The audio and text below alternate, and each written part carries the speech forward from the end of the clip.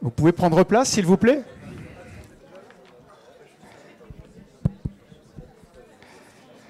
Donc moi, c'est vraiment...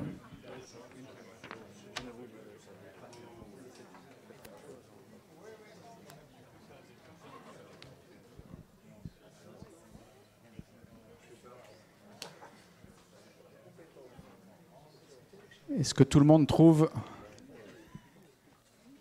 au minimum un pouf?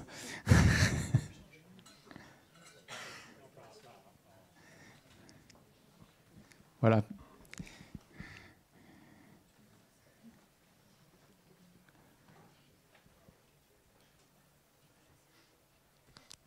Monsieur le chancelier, mesdames et messieurs les membres du jury, chère Inès, chers amis, nous avions l'habitude pour la traditionnelle soirée de remise des prix Entreprendre pour demain de la Fondation Soprasteria de vous accueillir à la Fondation Del Duca, qui est l'un des joyaux dont dispose l'Institut de France. Cette année, pour varier les plaisirs et pardon pour cette infidélité, nous vous accueillons au Palais Brongniart, qui a été, comme vous le savez, le siège de la Bourse française pendant près de 2 siècles. Monument phare et incontournable du patrimoine parisien, il fut construit à l'instigation de Napoléon Ier par l'architecte Alexandre Théodore Brongniart au début du XIXe siècle, dans le style néoclassique qui était alors en vogue. Je suis très heureux d'y ouvrir ce soir la cérémonie de remise des prix Entreprendre pour demain 2022, qui s'adresse aux étudiants, aux jeunes entrepreneurs. La thématique en est cette année, en français dans le texte, quelle solution la tech peut-elle apporter pour réduire l'impact environnemental des activités humaines? Notre marraine, Inès Leonarduzzi, fondatrice et présidente de Digital for the Planet, incarne ce sujet avec force et conviction. Je lui suis très reconnaissant de son engagement à nos côtés. Je souhaite également remercier très chaleureusement les bénévoles de la Fondation, dont beaucoup sont présents parmi nous ce soir. Ces bénévoles qui font grandir les projets des associations que nous soutenons au travers de notre Fondation et qui accompagnent les équipes finalistes du prix. Leur action opiniâtre et désintéressée illustre bien, je crois, la volonté constamment réaffirmée de Soprasteria d'occuper au sein de l'univers français et européen de la tech une place singulière au service de tous les publics, y compris les plus fragiles, et au service de la planète. Je me tourne enfin vers vous, monsieur le chancelier. Nous vous sommes très sincèrement grés de votre présence parmi nous ce soir et plus généralement de l'attention que vous portez personnellement à notre fondation. Vous m'avez dit à plusieurs reprises que notre fondation, parmi toutes celles dont vous vous occupez, est une de celles qui est la plus chère à votre cœur.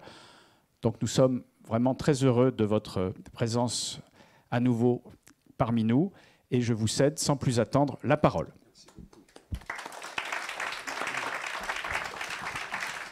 Bon, merci beaucoup, cher Laurent Giovacchini. C'est vrai que la fondation Soprasteria, c'est une fondation que j'aime beaucoup. Le chancelier, en S-qualité, préside un peu plus de 100 fondations, donc il peut quand même arriver à avoir des choix, des dilections particulières, des chouchous. Mais peut-être aussi parce qu'elle incarne, parmi les nombreuses fondations que nous avons, 3 nécessités. La première, c'est pour l'Institut de France lui-même d'être mieux tourné qu'il ne l'est historiquement vers les moyens modernes du savoir et de la communication, la tech, on l'appellera comme on voudra, et notamment parce que nous sommes convaincus que ces outils sont absolument indispensables lorsqu'ils s'appliquent aussi à des questions d'éducation, de formation, d'inclusion sociale, de prévention et en l'occurrence aussi de préservation de l'environnement, puisque c'est un sujet que vous avez. Donc voilà la première raison. La deuxième, c'est parce que pour faire le choix des lauréats que vous faites chaque année, vous utilisez les ressources de membres de l'Académie des sciences qui sont ici. Je les ai salués tout à l'heure. J'aperçois aussi mon ami Yves Quéré que je n'avais pas salué, mais j'ai salué le président tout à l'heure. Et c'est ce que nous souhaitons. Nous souhaitons que les fondations qui sont abritées à l'Institut mobilisent les ressources humaines exceptionnelles que l'Institut a la chance d'avoir à travers les 420 académiciens qui sont parmi nous. Et puis la troisième enfin, c'est qu'il ne s'agit pas seulement pour vous de dire j'ai trouvé un sujet, je trouve des lauréats grâce à des jurys auxquels participent des académiciens, je donne une bourse, on n'en parle plus, mais c'est d'organiser un accompagnement, de construire des projets, de proposer des rencontres, de fournir du matériel.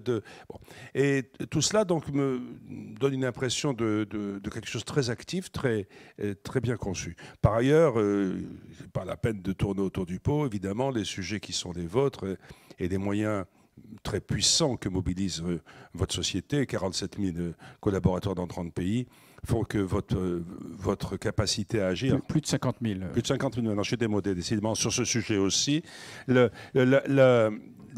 Tout ça donne évidemment une puissance de feu, de visibilité, de lisibilité à l'ensemble de ces actions. Alors vous l'avez dit, il faut reconnaître, il faut remercier beaucoup Inès Leonarduzzi, que j'avais eu l'occasion d'entendre dans un débat il y a quelques années avec Esther Duflo, qui m'avait absolument passionné. Et parce qu'en effet, Digital for the Planet, c'est quelque chose qui se répand et qui est d'une très grande utilité. Et surtout parce que vous avez choisi un sujet très vaste, vous l'avez rappelé. Quelle solution la tech peut-elle apporter pour réduire l'impact environnemental des activités humaines? Il faut reconnaître qu'il n'y a rien de plus actuel. Je crois que notre génération en a déjà conscience, mais pour la génération qui arrive, pour la génération qui a entre 20 et 30 ans, c'est le sujet. C'est le seul sujet. Dès que vous avez une discussion un petit peu soutenue avec des gens un peu engagés qui ont 25 ans, la question environnementale est la question principale. La question annexe étant celle de l'Ukraine, bien sûr, en ce moment, mais la question fondamentale, c'est celle de l'environnement. Donc merci beaucoup, cher Laurent, d'être un de nos partenaires, d'avoir abrité cette fondation d'Institut avec Madame Lambert, avec Dominique Lambert, avec qui nous travaillons beaucoup. Et je souhaite évidemment votre chance aux lauréats. Ce n'est pas à moi de les annoncer, on les a mis là, mais je trouve que c'est mieux que ce soit quelqu'un d'autre que moi qui les annonce et qui en parlera d'une manière plus savante. Merci de votre attention.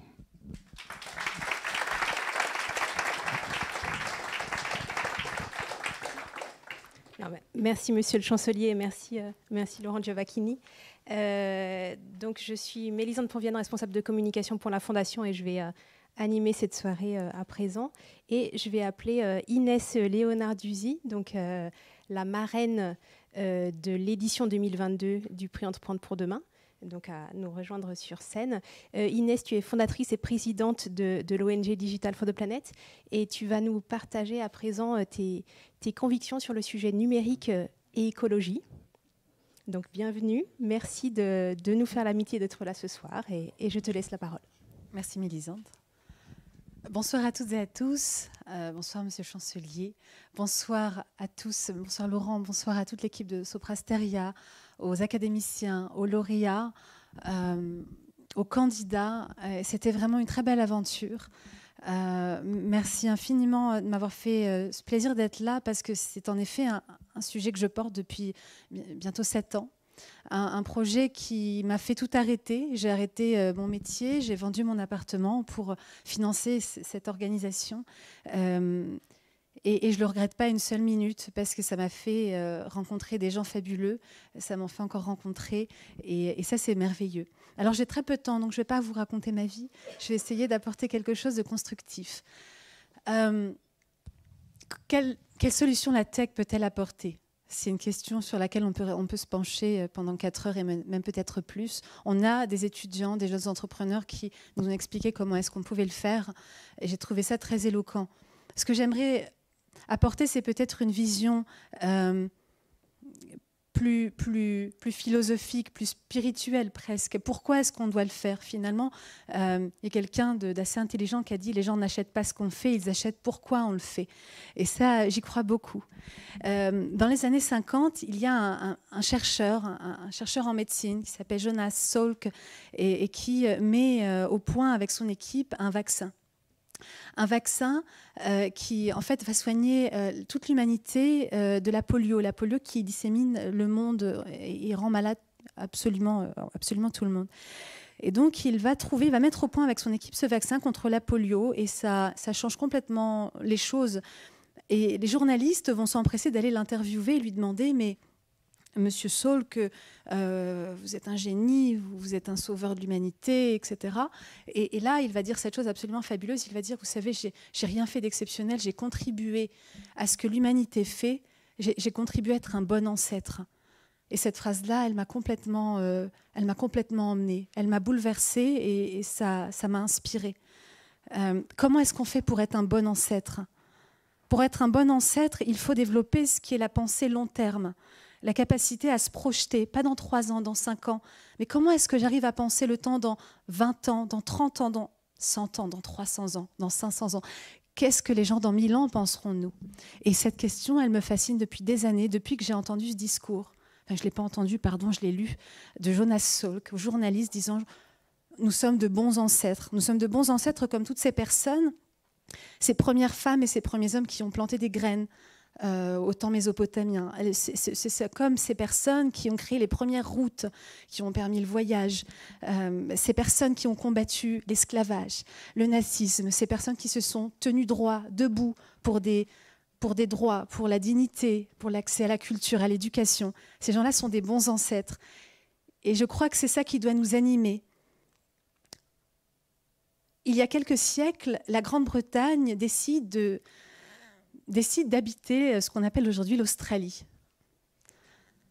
Ils vont se baser sur un principe latin qui s'appelle terra nullius, la terre de personne. C'est assez pratique. On reconnaît personne là-bas et on se dit c'est bon, je peux y aller. Ça s'appelle la colonisation. Et alors, c'est pratique cette locution. Et aujourd'hui, en fait, je me demandais, est-ce qu'on est des bons ancêtres? Et finalement, je crois que non, parce qu'on colonise quelque part, et je parle collectivement. Il faut être assez humble devant ça. Je pense qu'on contribue tous, on a les démocraties qu'on mérite, on a l'état de la planète qu'on mérite. Et aujourd'hui, je crois qu'on colonise le futur. On colonise un temps qui n'existe pas parce qu'on estime qu'il est à personne. On pourrait appeler ça tempus nullius. C'est Gilles Deleuze, pardon, je suis désolée, je suis émue en parlant de tout ça. Pardon, c'est Gilles Deleuze qui disait qu'il y a une différence entre ce qui est réel et ce qui ne se voit pas.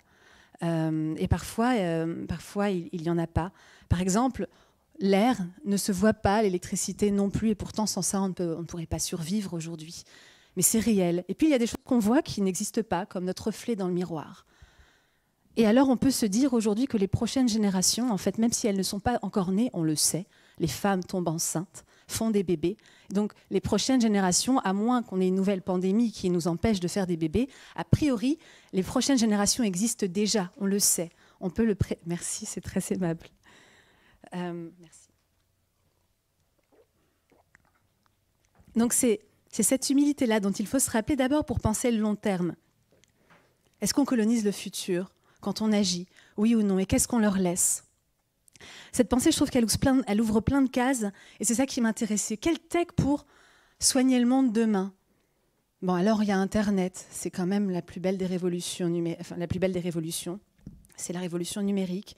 C'est quand même quelque chose de fabuleux. C'est un outil merveilleux, le numérique, mais il présente des externalités négatives, et à ça, il faut y trouver des réponses. L'idée, c'est pas de dénier le numérique, c'est d'en initier le futur.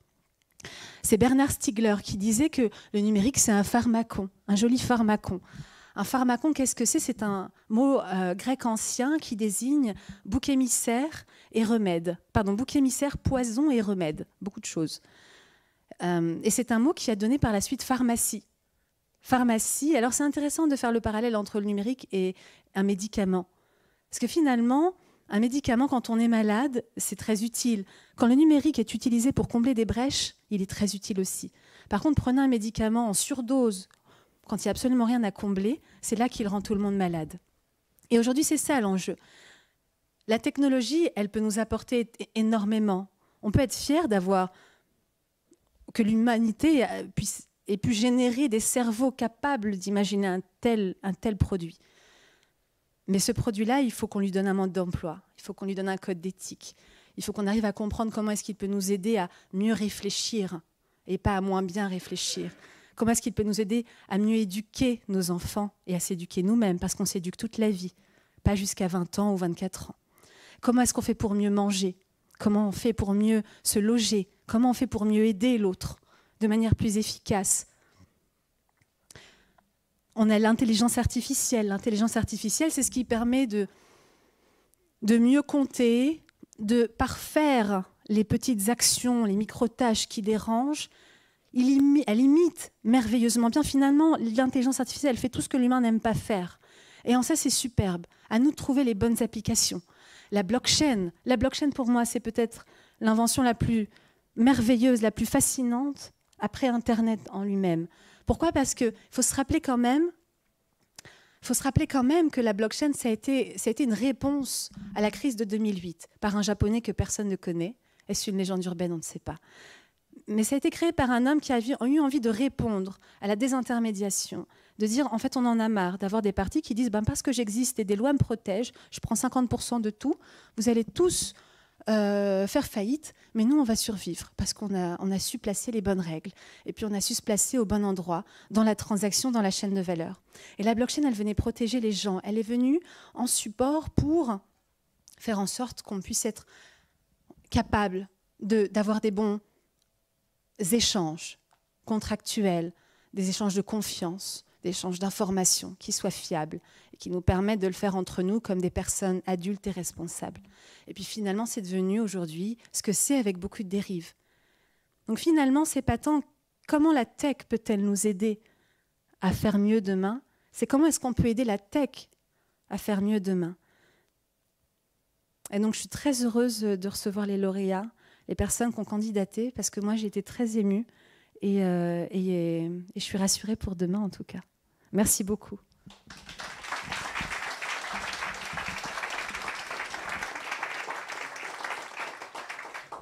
Eh bien, merci beaucoup Inès pour cet exposé inspirant. Justement, des lauréats, on va d'abord revenir sur ceux de l'année dernière, du prix de la Fondation en 2021. Ils ont donc reçu, Cliquez-moi et Ability, le prix de la Fondation l'année dernière. Et, effectivement, je suis allée trop vite. On voulait demander à chacun de venir nous parler de son parcours depuis un an. Et je vais donc commencer par inviter Aaron Teboul, cofondateur de Cliquez-moi et lauréat du prix étudiant de l'année dernière, à venir nous parler du parcours de sa start-up depuis un an. Aaron, je te laisse la parole. Merci. Bonjour à tous. Alors, merci beaucoup. Merci beaucoup Inès également pour ce beau discours qui m'a énormément touché. Alors c'est vraiment un grand plaisir d'être ici ce soir pour passer le flambeau aux futurs lauréats. Être ici ce soir, c'est également aussi l'aboutissement de beaucoup de travail avec Edgar, cofondateur de Cliquez-moi, avec les personnes qui travaillent dans Cliquez-moi et puis les partenaires qui nous soutiennent. Alors Cliquez-moi, qu'est-ce que c'est ? C'est un service qui met en relation d'un côté des étudiants qui veulent avoir un job solidaire et bien payé à côté de leurs cours, avec donc des seniors qui sont victimes de la fracture numérique et qui ont en fait besoin d'un accompagnement sur leur tablette, leur ordinateur ou leur smartphone. L'idée, c'est vraiment de créer une relation intergénérationnelle de qualité et durable avec des formations indispensables du numérique. On l'a tous vu aujourd'hui. Le numérique, il est vraiment rentré dans notre quotidien, avec les démarches administratives en ligne, gérer sa banque, prendre un rendez-vous sur Doctolib, faire même la réservation de son billet de train. Mais le problème, c'est que demain, ce sera également la santé qui se digitalisera. Et aujourd'hui, pas assez de personnes y sont préparées. Alors, chez Click et moi, on travaille également à cette transition digitale et à aider ces publics fragiles à s'inclure justement dans cette société qui se digitalise tous les jours encore plus. Et pour y arriver, on sait qu'on peut compter sur le soutien de la Fondation Sopra Steria Institut de France. Et cela nous a permis en fait d'être lauréat du prix Entreprendre pour demain 2021. Et donc, premièrement, on a pu être aidé par les équipes de la Fondation et par notre coach Norbert, qui malheureusement n'a pas pu être là ce soir, mais qui nous a vraiment beaucoup aidé et qui s'est énormément investi dans Click et moi. Et si on doit retenir une seule chose, c'est qu'on a dépassé ce cadre presque pédagogique ou de mentor ou de coach pour créer une vraie relation amicale avec Norbert et qui a aussi été de très bons conseils. Et puis, on ne peut pas vraiment parler de développement sans citer Vianeo, alors, qui nous a également beaucoup aidé. Donc, alors je n'ai pas vu Séverine, mais si elle est là, un grand merci à elle. Et puis, en effet, la dotation financière nous a également permis d'amorcer l'activité commerciale pour aider au plus vite les seniors et les étudiants à se rencontrer. Alors notre ambition demain, c'est de devenir une référence sur le marché de l'inclusion numérique pour aider justement un maximum de seniors et d'étudiants, et notamment les seniors qui restent sur le bord de la route dans cette digitalisation. Alors pour finir, j'aimerais dire quelques mots pour les futurs lauréats et les finalistes qui sont là. On a été à votre place l'année dernière. On connaît ce sentiment d'attente qui peut être vu de manière négative, mais aussi positive parce que c'est un événement unique. C'est un moment d'attente qui pourra aussi vous servir à l'avenir. Et l'année dernière, avant les résultats, on n'avait qu'une seule chose en tête, c'était qu'il n'y avait que des gagnants. Alors pourquoi il n'y a que des gagnants ? Parce que déjà, l'opportunité d'être ici, l'opportunité d'avoir pu pitcher devant des professionnels, d'avoir pu continuer à améliorer la présentation de votre projet et aussi d'avoir réussi ces challenges. Si vous êtes finaliste, c'est parce que vous avez réussi ces challenges avec brio. C'est une énorme chance. Alors, un petit mot pour eux, pour vous, c'est continuer. On sait que c'est difficile. On sait qu'il y a des hauts, on sait qu'il y a des bas et qu'il y a beaucoup de bas. Avec Edgar, on travaille très très dur tout le temps. Mais l'aventure, elle est formidable. L'aventure, elle est vraiment à prendre et elle est vraiment à continuer. Alors, on reste également disponible avec Edgar si vous avez besoin, mais vraiment foncez. Et peu importe les résultats, il n'y a que des gagnants. Alors, bon courage et encore une fois, profitez du moment présent.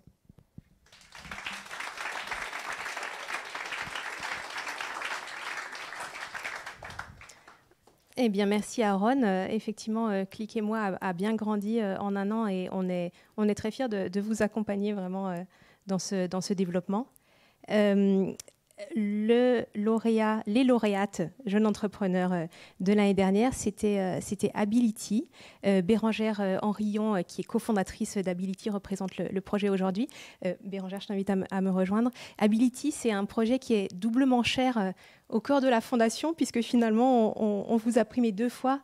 Vous avez eu le prix étudiant d'abord, et puis le prix jeune entrepreneur ensuite, donc un accompagnement qui vous a fait grandir. Voilà, Bérangère, si tu peux nous en dire quelques mots. Oui, merci Mélisande pour cette invitation, pour cette soirée. C'est un grand plaisir d'être parmi vous ce soir. Je m'appelle Bérangère Henrion et donc je suis l'une des 2 cofondatrices de Ability. Avec Ability, notre objectif, c'est de rendre plus acteurs et autonomes les personnes qui ont subi des accidents de la vie, comme des AVC ou des traumatismes crâniens. Chaque année en France, c'est plus de 150 000 personnes qui sont concernées, qui vont malheureusement garder des séquelles motrices et cognitives, et qui vont rentrer dans un parcours de rééducation qui va être long et intensif. Et donc c'est pour rendre plus ludique et plus motivant ce parcours de rééducation, ce parcours de soins que nous avons créé Ability. Donc Ability, c'est une solution innovante de réalité virtuelle. Donc on travaille sur des casques de réalité virtuelle que maintenant on connaît bien. Et on propose un large panel d'exercices qui sont ludiques, gamifiés et qui sont adaptés à chaque patient. Et notre volonté, c'est que ces dispositifs soient accessibles dans les centres de rééducation, mais également à domicile pour éviter toutes les fractures de continuité de parcours de soins qu'on observe souvent. Donc derrière ce projet, il y a bien sûr mon amie et associée Marie-Odile qui n'a pas pu être présente ce soir, mais avec qui l'aventure a commencé depuis plus de 2 ans maintenant. Il y a aussi bien sûr 4 collaborateurs. Il y a Pierre, Maël, Loïc et Guillaume qui façonnent le projet chaque jour à nos côtés. Et bien sûr, il y a derrière nous le soutien de la Fondation Soprasteria Institut de France, avec qui l'aventure a commencé donc, depuis 2019. L'année dernière, on a reçu le prix Entreprendre pour demain, qui nous a permis d'avoir un accompagnement humain via les ateliers Vianéo avec Séverine qui a apporté un vrai élan de fraîcheur dans le projet. On a aussi la chance d'être incubé au Planetic Lab et d'échanger avec Benjamin, d'entrepreneur à entrepreneur et de bénéficier de ses bons conseils. Et bien sûr, la Fondation, ce n'est pas juste un prix, ça va au-delà. C'est surtout le partage de valeurs communes et donc un accompagnement humain fort. Et je tiens à saluer, remercier très chaleureusement notre coach et parrain Com Duto, qui nous soutient depuis vraiment les tout débuts, depuis qu'on est étudiante, qui nous écoute avec Marie-Odile pour tous nos tracas, nos états d'âme, qui sait se rendre disponible et nous accorder de son précieux temps. Donc voilà, qui nous conseille au quotidien sur tous les sujets en fonction de nos besoins, qui nous apporte de son expertise. Donc un grand merci à toi Com, parce que Ability, je pense, n'en serait pas là sans ton aide. Donc mille merci. Et donc j'espère aussi que tu feras partie, que tu nous accompagneras pour les prochaines grandes étapes que Ability va franchir. Donc là, en ce moment, on est en train de préparer notre première levée de fonds auprès d'investisseurs pour franchir les prochains projets pour 2023. Projet, donc on souhaite faire aussi une mesure d'étude d'impact médico-économique pour mesurer notre impact auprès des patients dans les centres et à domicile. Et l'agrandissement aussi de notre future équipe, la structuration. Donc ça, c'est beaucoup de boulot, mais on grandit avec. Et donc pour finir, je m'adresse aux finalistes. Donc félicitations déjà à tous les projets, à tous les entrepreneurs. Le quotidien n'est pas facile, mais c'est vraiment des belles aventures. Et donc la thématique de l'environnement me touche particulièrement, voilà, pour toutes les raisons qu'on connaît. Donc peu importe les résultats de ce soir, le projet mérite le meilleur. Et puis continuer d'entreprendre pour notre futur, pour notre planète. Bravo à tous et puis merci en tout cas. Et encore bravo à tous les finalistes. Merci beaucoup Bérangère. Alors je me replace de manière à être dans l'axe. Très bien. Merci pour ces retours d'expérience de nos lauréats. Je vous propose de passer maintenant à la partie qui nous réunit aujourd'hui, la remise des prix, parce qu'on attend impatiemment, et je pense que les équipes finalistes attendent particulièrement impatiemment. Juste quelques mots avant de commencer par la remise du prix dans la catégorie étudiant. C'est la 19e édition du prix Entreprendre pour demain de la Fondation. Une centaine d'équipes se sont mobilisées, 50 projets qui ont été examinés par notre jury de présélection, 6 finalistes, 3 dans chaque catégorie. Catégorie étudiante, catégorie jeune entrepreneur. Les équipes finalistes sont là ce soir. Pour commencer, la catégorie étudiant et ses 3 finalistes, je vous propose de découvrir les 3 projets étudiants. Je vais vous en dire un rapide mot et après je vous les présente en vidéo. Le premier projet, c'est Clean Game de l'ESME, une application ludique pour encourager les citoyens à nettoyer leur lieu de vie. Le deuxième, ENI de l'Université de technologie de Compiègne, un outil pour mesurer l'impact environnemental de ses activités et trouver des alternatives. Et Insecta, donc notre 3e finaliste étudiant de l'ECE Paris, une solution basée sur l'intelligence artificielle pour améliorer l'entomoculture, c'est-à-dire la production d'insectes dans la filière alimentaire. Donc, je vous propose de regarder les équipes qui présentent leurs projets en vidéo.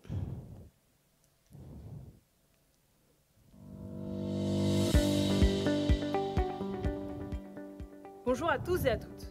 Nous allons vous présenter notre projet Clean Game. Nous sommes 3 porteurs de projet, Stanislas Fontange, Max Rouquet et moi-même, Marie Kubica, tous les 3 en études d'ingénieur à l'ESME. Clean Game est un service vendu aux collectivités locales. Il va leur permettre de mobiliser leurs habitants, voire d'autres populations, afin de nettoyer leur territoire et leur lieu de vie. C'est une application qui se présente sous la forme d'un jeu. Elle incite l'utilisateur à ramasser des déchets pour gagner des points et avoir des récompenses. Merci à la Fondation Soprasteria Institut de France avec son concours Entreprendre pour demain pour nous aider à réaliser nos projets.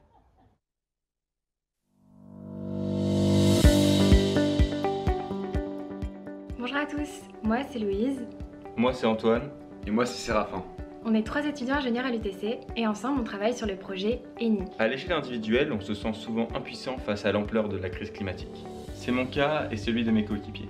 Même après plusieurs années à s'impliquer dans la cause et à faire des changements de mode de vie, on a remarqué qu'il est souvent difficile de distinguer des actions ayant réellement un impact sur notre empreinte environnementale. C'est comme ça qu'est venue l'idée du projet ENI, pour mieux comprendre les enjeux et faciliter les changements. Concrètement, comment ça marche ? D'abord, tu entres tes activités sur l'application. L'outil va calculer l'impact de tes activités et achats. Tu peux alors te rendre compte de tes plus gros postes d'émission et découvrir les alternatives les plus efficaces dans ton propre mode de vie. Si l'une d'entre elles te convient, tu peux te fixer un objectif, bénéficier de conseils personnalisés et sur la durée constater l'impact positif que ça a sur ton empreinte environnementale. Avec cet outil, on peut enfin comprendre l'impact de ses activités et être assisté dans ses actions avec des conseils qui vont au-delà des axes généraux souvent donnés. L'outil ENI est un bon exemple d'utilisation de la tech pour réduire notre impact. C'est toute l'expérience d'un conseiller environnemental condensée dans une application accessible à tous et à toutes. C'est donc pour cela que l'on participe au prix Entreprendre pour demain, organisé par la Fondation Soprasteria Institut de France. Alors si tu souhaites réduire ton empreinte environnementale, n'hésite pas à suivre notre projet pour utiliser l'outil ENI dès sa sortie.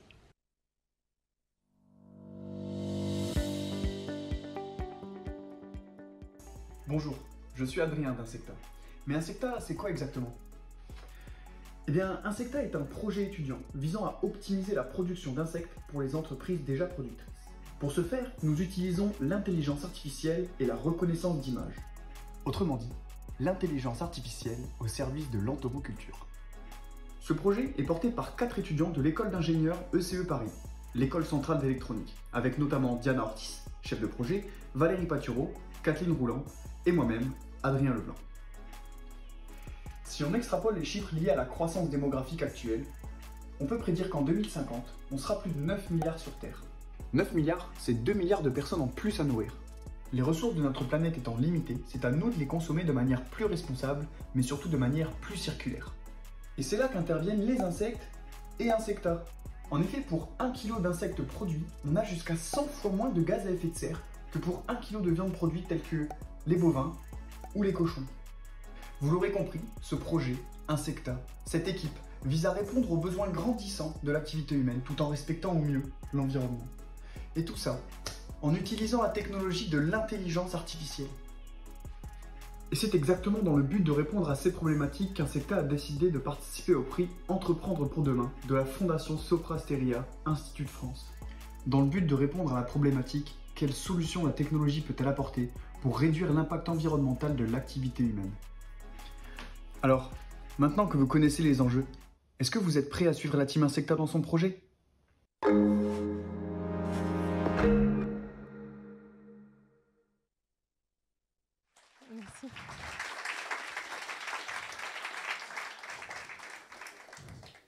Merci. Merci pour eux. Alors, j'essaye de revenir juste en arrière. Voilà. Puisque c'est le moment de remettre le prix au projet lauréat. Je vais appeler Karen Hetzmann pour remettre ce prix. Karen, tu es directrice des opérations énergie et utilities chez Soprasteria. Tu es membre du conseil d'administration de la Fondation. Tu étais également membre du grand jury. Merci d'être avec nous. Et les équipes finalistes sont dans la salle, elles attendent impatiemment. Qu'est-ce que tu peux nous dire alors au sujet de ces projets étudiants et puis nous révéler enfin le nom du lauréat ? Bonjour à tous déjà, monsieur le chancelier, cher Laurent, monsieur le président. Je vais vous parler effectivement du prix étudiant. Déjà, ce que je voulais vous dire, c'est que ça n'a pas été simple. On a eu vraiment des débats très animés au sein du jury. Donc du coup, j'en profite pour vous remercier, mesdames et messieurs du grand jury. Merci, monsieur le président, Gérard Berry, ici présent. Merci aux membres de l'Académie des sciences qui étaient parmi nous pour délibérer. Merci également à nos partenaires, donc Vianeo, ici présent également, Planetic Lab et Digital for the Planet. Merci à tous pour nos débats animés, éclairés et éclairants. Ça a été riche. Et puis finalement, on a quand même réussi à trouver un gagnant. Mais ça n'a pas été simple. Donc on a vu vraiment des projets bien ficelés.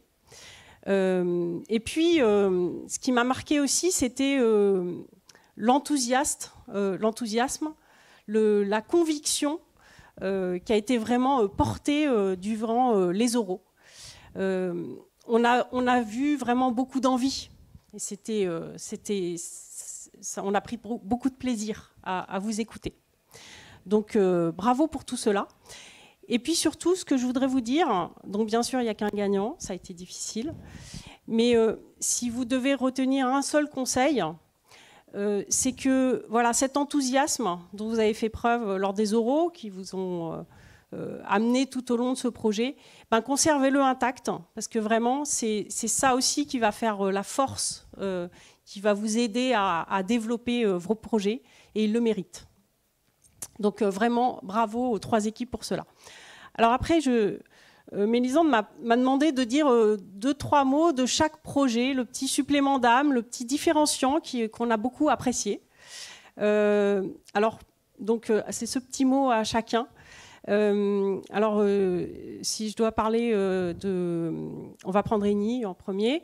Eni, votre solution là, de mesure de l'empreinte environnementale pour chacun, et puis de son évolution en fonction des actions, en fait, on s'est rendu compte qu'on n'a pas trouvé l'équivalent sur le marché. Donc c'est vraiment une solution intéressante. Encore une fois, ça n'existe pas, ou alors on ne l'a pas vu. Donc ça, c'est vraiment une force. Appuyez-vous là-dessus, c'est précieux. Donc bravo pour l'idée. Après, Insecta. Alors, Insecta nous a fait découvrir l'entomoculture. Et puis, rien que ça aussi, c'est super malin. Parce que c'est peu connu, peu exploité encore. Mais on identifie un fort potentiel de réduction de la décarbonation au travers de ce levier. Donc ça, c'est un vrai différenciant, donc une vraie bonne idée. Et puis Clean Game. Clean Game, on l'a vu là, vous basez sur la gamification pour susciter l'implication dans la réduction de l'empreinte environnementale. Ça, on a trouvé ça très malin aussi. C'est vraiment chouette, c'est une chouette idée. Donc bravo à vous également. Bon, et puis il a fallu décider, bien évidemment. Alors ce qu'on a voulu mettre en lumière, c'est un projet qui est déjà bien abouti dans son idée, et puis qui commence à se décliner de manière très pragmatique. Tant dans sa conception, dans son concept, que dans sa mise en œuvre, d'ores et déjà. Donc je ne fais pas durer le suspense plus longtemps. Le gagnant, le lauréat du prix étudiant 2022 est Insecta.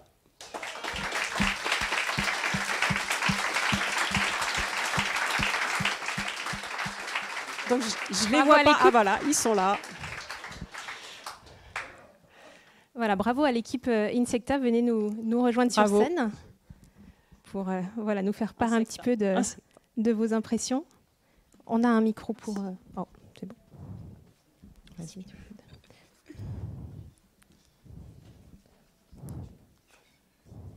Alors, Adrien, Diana, qui va prendre la parole? Bonjour à tous. On me fait signe là-bas qu'il faut se décaler un petit peu. Je crois que c'est pour les caméras. Alors, bonjour à tous. Avant de commencer le petit speech sur Insecta, je tiens d'abord à remercier la fondation Sopra Institut de France qui nous a permis de réaliser ce concours, de faire ce concours. Et puis, je pense qu'il faut souligner que c'est très, très important de faire des concours comme ça et de porter les projets qui sont faits pour résoudre les problèmes environnementaux actuels. Voilà, je pense qu'à titre personnel, et je pense que je parle aussi pour toute l'équipe, on trouve ça très important. Donc voilà. Un grand merci aussi à notre mentor, Olivier Gierinski, qui n'a pas pu être là ce soir, mais voilà, un très très gros pilier de l'équipe.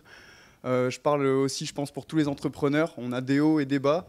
Et Olivier nous a permis vraiment d'avoir un très gros pilier, quelqu'un sur qui on pouvait un peu s'appuyer dans les phases où c'était un petit peu plus dur. Parce que des fois, c'est un peu compliqué, on compte pas ses heures, on travaille beaucoup. Et voilà. Alors, que dire d'Insecta ? Insecta, c'est notre projet qui vise justement à utiliser l'intelligence artificielle pour optimiser la production des insectes, puisqu'en fait, on s'est rendu compte que l'insecte avait une place primordiale en fait, au sein d'une économie circulaire. L'insecte permet de trier de manière plus optimisée les déchets liés à l'exploitation humaine, pour ensuite, par exemple, être transformés en protéines pour nourrir, par exemple, les animaux domestiques ou directement les animaux issus de l'exploitation traditionnelle. Et ça, en fait, ça crée un cercle zéro déchet qui permet de faire en fait, beaucoup moins de rejet de gaz à effet de serre, puisque pour 1 kg d'insectes produits, il faut savoir qu'on a jusqu'à 100 fois moins de gaz à effet de serre que pour 1 kg de viande bovine produite, par exemple. Donc voilà, c'est un projet qui nous tient à cœur et c'est un projet qui est presque déjà implémenté chez notre partenaire. Voilà. Très bien, merci. Merci beaucoup, Adrien. C'est tout bon, alors ? Félicitations. Merci beaucoup. Allez, merci bravo. À tous. Et puis, on espère que la récompense va vous aider à réaliser vos ambitions. Ah oui. Merci.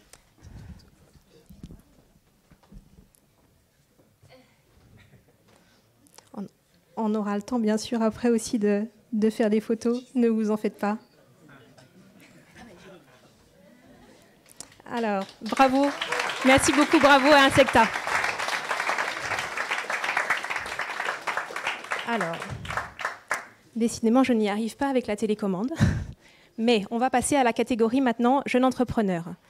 Le grand jury a dû départager trois très beaux projets également. Les équipes sont présentes ce soir. Le premier projet Compile, donc une solution qui s'adresse aux diffuseurs de vidéos pour réduire l'empreinte environnementale de la vidéo en ligne ou à la demande. Osiris Agriculture, le deuxième projet, donc un robot connecté au service de la transition agroécologique de l'agriculture européenne. Et Humain, une solution numérique et logistique pour la collecte et la valorisation des produits défectueux ou des invendus de la distribution non alimentaire. Et je vous propose de regarder les projets et les équipes en vidéo. Et ça devrait fonctionner. La demande de vidéos en ligne explose et représentera d'ici 15 ans 3% des gaz à effet de serre de la France. Je m'appelle Basile et avec mon associé Valentin, on a décidé de prendre les devants pour répondre à ce problème. Pour cela, nous développons une solution, Compile, qui s'adresse aux diffuseurs de vidéos à la demande ou en live afin d'améliorer les traitements de leurs flux vidéo et réduire leur impact sur l'environnement. C'est un service en ligne de type SaaS qui, tout en étant accessible à un non-développeur, permet d'optimiser et de mutualiser les traitements lourds d'une vidéo, comme sa compression et son chiffrement. C'est un service écologique qui se base sur des serveurs bas carbone et des chaudières numériques. Notre objectif est de réduire la consommation d'énergie à hauteur de 60 à 80% comparé aux offres similaires. La bonne nouvelle, c'est que cette vision écologique s'associe parfaitement avec une réduction des coûts pour nos clients qui peuvent y voir l'opportunité de passer au vert. Notre projet Compile est finaliste du concours Entreprendre pour demain, organisé par Soprasteria, dont le soutien sera précieux pour apporter l'efficacité au sein de la vidéo en ligne et réduire l'impact environnemental du numérique.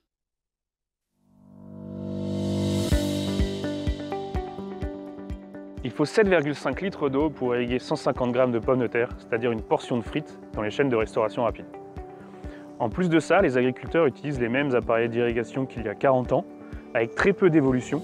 C'est des machines qui prennent beaucoup de temps, qui sont aliénants, c'est un travail manuel difficile que les agriculteurs doivent faire tous les ans lors de périodes de sécheresse comme cette année. Chez Osiris Agriculture, nous sommes 3 fils et frères d'agriculteurs, 3 diplômés d'école d'ingénieurs et de commerce, qui développons une solution autonome, intelligente et polyvalente pour améliorer l'irrigation. Notre équipe, qui est aujourd'hui de 6 personnes, se consacre à la création d'Oscar, un robot capable de se déplacer dans le champ en suivant une trajectoire GPS, d'irriguer de façon très précise pour faire jusqu'à 30% d'économie d'eau est d'entièrement automatiser cette tâche pénible pour les agriculteurs.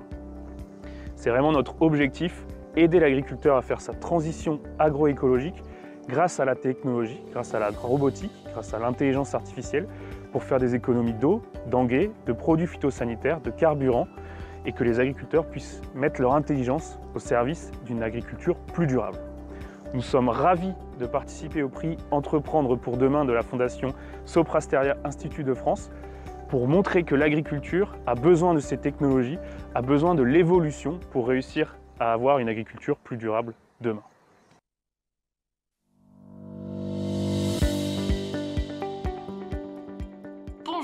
Donc moi je suis Elodie, la fondatrice de Humain, et je suis accompagnée de Guillaume sur la partie technologique, Charlotte sur la partie financière et Grégoire, Florine, Léa et Clara sur les parties opérationnelles.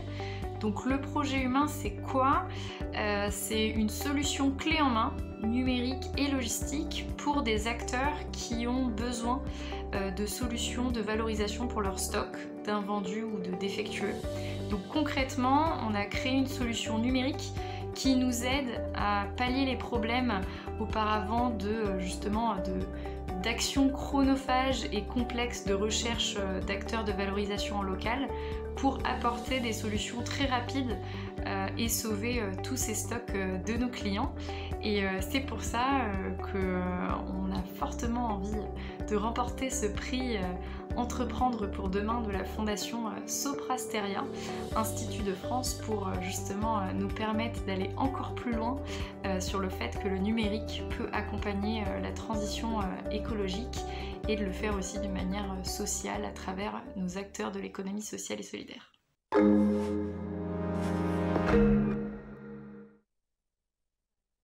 Merci pour les applaudissements. Alors, c'est le moment de découvrir le lauréat jeune entrepreneur. C'est Inès Leonarduzzi, à nouveau, qui va venir remettre le prix au lauréat. Donc Inès, écoute, à toi la parole. Merci. Rebonsoir à toutes et tous. Je ne vais pas faire le même pitch, c'était très difficile. Non, c'est vrai, je vais revenir, on a eu des débats houleux. Et c'est marrant parce que parfois on était d'accord, mais on débattait quand même. Et alors ça, j'ai découvert que c'était une caractéristique des académiciens. J'ai adoré vous rencontrer. Moi, j'ai beaucoup grandi en une demi-journée, enfermée dans une pièce avec vous. Je n'avais jamais eu cette chance et c'était un privilège. Donc vraiment, merci. C'était pas évident parce qu'on a été littéralement bluffés. Vous avez vu la qualité des 3 projets, c'est assez exceptionnel. Et comme j'ai la chance, c'est le privilège de parler maintenant, je vais rapidement, parce que je sais que c'est un suspense insoutenable, vous dire pourquoi moi, ces 3 projets, comment ils ont résonné en moi en tant que marraine et en tant que membre du jury. Alors d'abord, il y a Compile. Moi, comme vous le savez, j'ai une ONG qui vise à réduire, entre autres choses, la pollution numérique. Et vous avez 3 types de pollution numérique, qui est la fabrication des appareils, les usages et le recyclage des appareils. Et dans les usages, une des choses qui pollue terriblement et le plus, c'est le streaming vidéo. Donc évidemment, quand Compile a présenté sa solution, on était complètement... Pardon, je vais parler pour moi. Moi, j'étais complètement abasourdie. Et je me disais, mais c'est le futur et c'est super important. Et c'est une solution dont on a besoin. Et puis ensuite, on a reçu Humain. Et Humain, c'est l'économie circulaire. Il y a quoi de plus important ? Je comprends. En fait, aujourd'hui, on a valorisé une économie du flux. Du flux. On produit et on a un PIB par le flux. Et aujourd'hui, je pense qu'on doit construire une société avec un PIB par le stock. Je crois qu'on est riche de nos poubelles. Et ça, c'est quelque chose qu'il faut comprendre. Je me rappelle encore quand on est parti pour conseiller des collectivités au Japon, pour leur dire, mais allons chercher les appareils électroniques dans les tiroirs des Japonais qui dorment. On va prendre vos entreprises locales pour récupérer l'or et l'argent qu'il y a dedans. Et du coup, cet or et cet argent a servi à fabriquer des médailles d'or et d'argent aux champions olympiques des derniers JO. Et je pense clairement que c'est le futur. On a besoin de comprendre comment est-ce qu'on peut valoriser nos poubelles. Et puis, il y a la solution Osiris. La solution Osiris, moi j'ai grandi en Normandie, j'ai grandi avec les agriculteurs. Moi, j'ai un un cœur brisé en deux quand j'entends aujourd'hui, parce que c'est une réalité, que l'agriculture est un problème environnemental. Ça me dépasse, c'est quand même la base, c'est grâce à ça qu'on survit. Les agriculteurs sans eux. Aujourd'hui, je ne sais pas ce qu'on mangerait, je ne sais pas ce qu'on serait, je ne sais pas à quoi on ressemblerait. Donc Osiris, fabuleux projet. Voilà, donc, pour exprimer la complexité à choisir. Ces 3 projets étaient fabuleux et pourtant il a fallu en choisir un. Une fois que j'ai dit ça, et avant de dire tout de suite qui est le lauréat du prix entrepreneur de la Fondation Soprasteria Institut de France, tout à l'heure, il y a un jeune homme qui a dit brillamment qu'on gagne tous. Et ça, c'est important. Et moi, quand je viens à des endroits comme ça, on me présente souvent avec tous mes succès. On exprime à quel point j'ai un parcours qui est assez impeccable, mais ce n'est pas vrai du tout. Moi, j'ai fait 7 concours et j'en ai gagné qu'un, j'en ai perdu 6. Et je les ai tous perdus quand c'est moi qui parlais. Le seul que j'ai gagné, c'est mon équipe qui l'a présenté. J'ai beaucoup perdu. J'ai extraordinairement échoué. Et alors voilà, mais ces échecs ont été fabuleux parce que j'ai appris à chaque fois. Donc je vais pas, sans plus attendre, j'arrête là, la poésie. Le gagnant, parce que c'est un gagnant, c'est Osiris.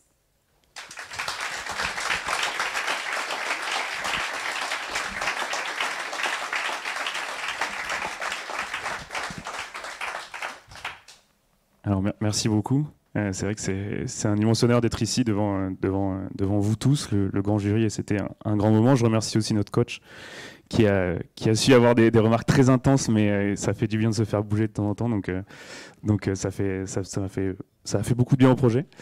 Et merci beaucoup pour le beau discours qu'on a eu là, parce que c'est vrai que ça parle beaucoup.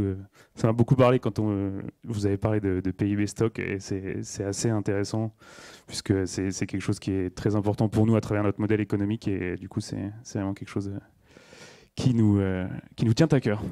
Alors, je vais vous parler un peu plus d'Osiris. Ah non, pardon, d'abord, je tiens à remercier les autres candidats aussi que j'ai eu la chance de croiser, parce que je suis arrivé un peu en avance la semaine dernière, et on avait eu des très intéressantes discussions, donc c'était vraiment très, très sympa.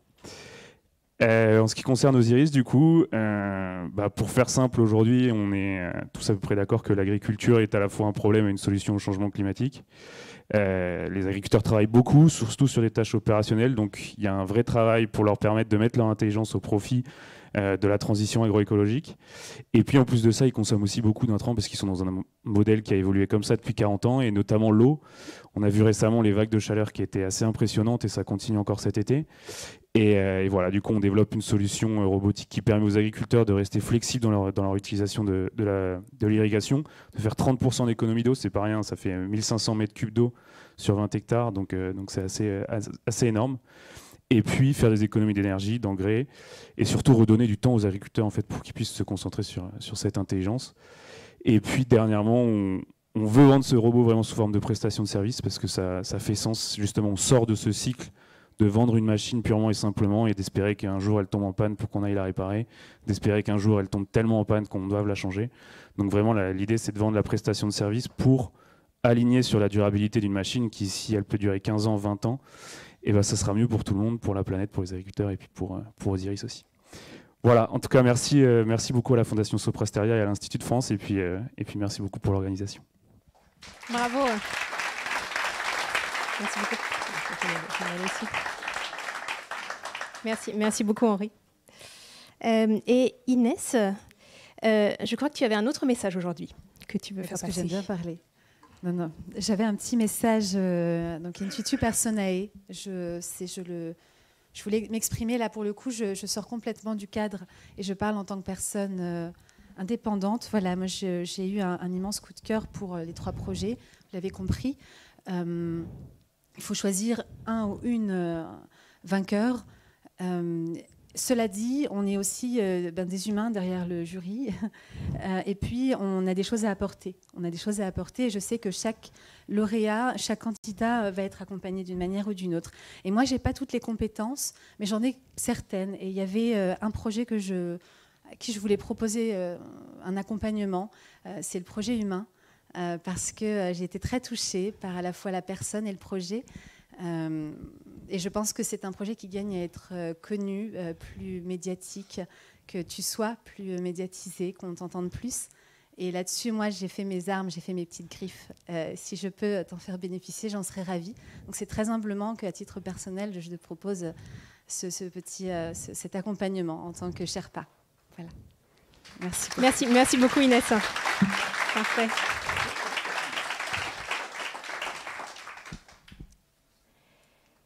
Eh bien, avant de clôturer cet événement, quelques messages. D'abord, bravo encore une fois à toutes les équipes finalistes. Bravo bien sûr aux lauréats, mais voilà, à toutes les équipes qui nous ont proposé ces beaux projets.